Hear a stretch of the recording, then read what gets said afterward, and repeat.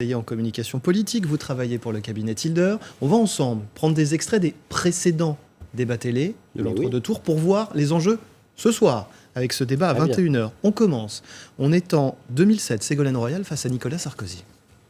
Je n'ai pas perdu mes nerfs, je suis en colère. Vous permettez, et il y a des colères très saines et très utiles. Je ne sais pas pourquoi Madame Royal s'énerve. Je ne m'énerve pas, je suis en colère. Qu'est-ce que ça doit être quand vous êtes énervé ? Faut-il s'énerver pour espérer gagner des points ? S'énerver, non, mais ce soir, il faudra incarner la colère des Français. C'est toute la difficulté du débat, et pour moi, c'est même l'enjeu principal pour les deux candidats, c'est-à-dire savoir capter la colère que les Français ont exprimée à l'occasion du premier tour, puisqu'il y a quand même près de 45% des Français qui ont voté pour des candidats, soit de la France insoumise, soit pour des extrêmes. Et il faudra pour les deux candidats réussir à capter cette colère-là sans justement montrer une forme d'énervement à la télévision, ni cette colère qui est un peu surjouée et un peu ratée de la part de Ségolène Royal. Donc, prendre et capter et incarner une partie de la colère des Français, y compris pour Emmanuel Macron, alors que ce n'est pas forcément son créneau politique, sans s'énerver, parce que quand on s'énerve, c'est toujours à son détriment dans un débat télévisé. Autre extrait, 1988, cette fois, et ce face-à-face entre Jacques Chirac et François Mitterrand. Nous sommes deux candidats à égalité. Vous me permettrez donc de vous appeler Monsieur Mitterrand. Mais vous avez tout à fait raison, Monsieur le Premier ministre. Monsieur le Président, Monsieur le Premier ministre, oui. Son nom, son prénom, monsieur, madame, sa fonction, comment on appelle son adversaire? Et d'ailleurs, est-ce qu'on s'adresse directement à lui?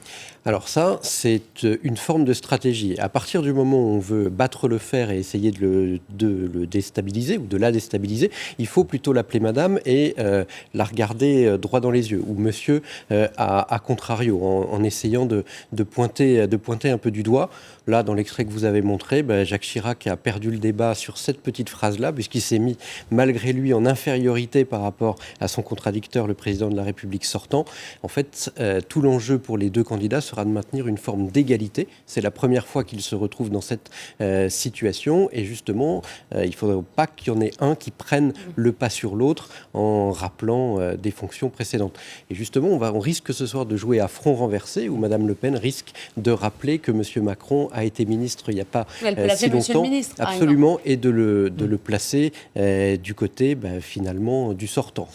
À mon avis, c'est ce qu'elle va faire depuis au début du débat. Juste lui, il l'appellera Madame Le Pen, du coup, pour insister sur le nom? Il l'appellera comme il veut, mais c'est probablement ça qu'il fera, puisqu'on a vu que dans cette campagne d'entre-deux tours, il a vraiment voulu jouer le Front National d'extrême droite en jouant le côté symbolique à fond. Il est probable qu'on se retrouve, en tout cas au début du débat, avec un match entre une volonté de placer Marine Le Pen dans un corner d'ultra-droite et pour Marine Le Pen d'essayer de placer Emmanuel Macron comme le candidat sortant et le candidat des banques. Nicolas Boudot, vous êtes aussi conseiller en images, ça fait partie du package communication si l'on peut dire. Regardez, on est en 2012, François Hollande face à Nicolas Sarkozy, regardez bien les images. Vous nous dites, j'ai assumé un certain nombre des réformes difficiles, mais à quel prix pour les Français? À quel prix pour les injustices qui ont été creusées, les inégalités qui ont été aggravées? François Hollande tape sur Nicolas Sarkozy, on ne voit pas une image de Nicolas Sarkozy, ce qu'on appelle les plans de coupe. Jusqu'alors, c'était interdit, pour être très clair. Peut-être ce matin, cela sera-t-il accepté? C'est les candidats qui vont décider avec le réalisateur, on ne sait pas encore. Absolument. Qu'est-ce que ça apporte, ces plans de coupe? Pour nous, qui regardons la télé. Ça permet d'avoir une vision de la réaction du contradicteur face à une attaque ou face à une affirmation. Et donc, ça nous permet, nous, téléspectateurs, d'avoir l'impression d'être sur le plateau, d'être un des deux journalistes qui interviewent et de voir l'intégralité de la joute qui est en train de se dérouler. Pour l'instant, aucun des débats n'a eu de plan de coupe, tout simplement parce que les candidats les refusaient. Mais pour aller plus loin, on attend de celui qui écoute l'autre qu'il soit le plus naturel possible, ou alors au contraire, froideur. Alors, ça dépend du moment, mais il faut montrer sa contradiction. Si les plans de coupe étaient acceptés, il faut toujours montrer sa contradiction. On reste pas neutre. Et montre. Ah oui, non, jamais neutre. Ça passe immédiatement pour de la désinvolture. Tout dernier mot, Nicolas Boudot, très vite.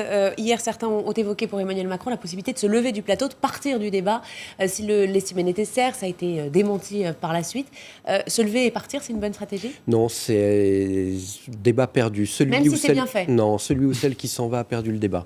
Quand on quitte le plateau, de gré ou de force, quand on quitte la bataille, c'est une démonstration de faiblesse. Le débat s'arrêterait là et on considérerait que l'autre a gagné, mécaniquement, Boudot, automatiquement. On vous interdit de quitter le plateau parce que vous restez toute la matinée pour briefer avec nous les enjeux de ce débat télé.